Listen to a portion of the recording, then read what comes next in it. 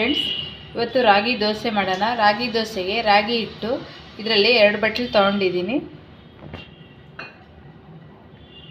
ಇದಕ್ಕೆ ಸ್ವಲ್ಪ ಚಿಕ್ಕದು ರವೆ ಹಾಕ್ತಾ ಇದ್ದೀನಿ, ಸ್ವಲ್ಪ ಕೊತ್ತಂಬರಿ, ಸ್ವಲ್ಪ ಕ್ಯಾರೆಟು ತುರ್ಕೊಂಡು ಹಾಕ್ತಾ ಇದ್ದೀನಿ, ಸ್ವಲ್ಪ ಹಸಿಮೆಣಸಿನ್ಕಾಯಿ 1 2 3 ಚಿಕ್ಕದಾಗಿ ಹಚ್ಕೊಂಡು ಹಾಕ್ಕೋಬೇಕು. ಚಿಕ್ಕದಾಗಿ ಹಚ್ಚಿಟ್ಕೊಂಡಿರೋವು ಈರುಳ್ಳಿ ಹಾಕ್ಕೊತಾ ಇದ್ದೀನಿ 1 2, ಸ್ವಲ್ಪ ಉಪ್ಪು ರುಚಿಗೆ ತಕ್ಕಷ್ಟು. ಈಗ ನೀರು ಹಾಕ್ಬಿಟ್ಟು ಮಿಕ್ಸ್ ಮಾಡ್ಕೋಬೇಕು.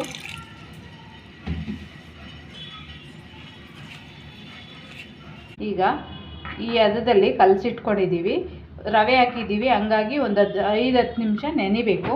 ಮುಚ್ಚಿಟ್ಕೊತಾ ಇದ್ದೀನಿ, ನೆನ್ಕೊಳ್ಳುತ್ತೆ. ಅಷ್ಟರೊಳಗೆ ಚಟ್ನಿ ಮಾಡ್ಕೊಳ್ಳೋಣ. ಈಗ ಚಟ್ನಿಗೋಸ್ಕರ ಹುಳ್ಳಿಕಾಳು ಹುರಿದಿಟ್ಕೊಂಡಿದ್ದೀನಿ, ಹಾಕ್ಕೊತಾ ಇದ್ದೀನಿ ಚಟ್ನಿಗೆ. ಸ್ವಲ್ಪ ಕಡಲೆ ಬೀಜ ಹಾಕ್ಕೊತಾ ಇದ್ದೀನಿ. ನಾನು ಇವು ಹೊಸಕಡಲೆ ಬೀಜ, ಚಿಪ್ಪೆ ತೆಗ್ದಿಲ್ಲ, ನೀವು ಬೇಕಾದರೆ ಚಿಪ್ಪೆ ತಕ್ಕೋಬೋದು. ಸ್ವಲ್ಪ ರುಚಿಗೆ ತಕ್ಕಷ್ಟು ಉಪ್ಪು, ಸ್ವಲ್ಪ ಜೀರಿಗೆ,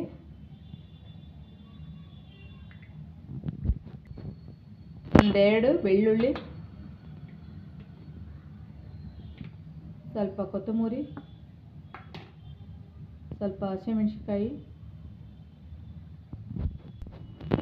ಒಂದು ಸ್ವಲ್ಪ ಹುಣಸೆಹಣ್ಣು. ಈಗ ಅಷ್ಟು ಹಾಕ್ಕೊಂಡು ಸ್ವಲ್ಪ ನೀರು ಹಾಕ್ಕೊಂಡು, ಈಗ ಹಿಟ್ಟು ನೆನೆಯಾಗಿಟ್ಟಿದ್ವಿ, ನೆಂದಿದೆ. ಈಗ ಇದನ್ನು ದೋಸೆಗೆ ಬಿಟ್ಕೊಳ್ಳೋಣ. ತವೆ ಇಟ್ಟಿದ್ದೀನಿ, ತವೆ ಬಿಸಿಯಾಗಿದೆ. ತವೆ ಮೇಲೆ 1 ಸ್ಪೂನು ಆಯಿಲ್ ಹಾಕ್ಕೋಬೇಕು.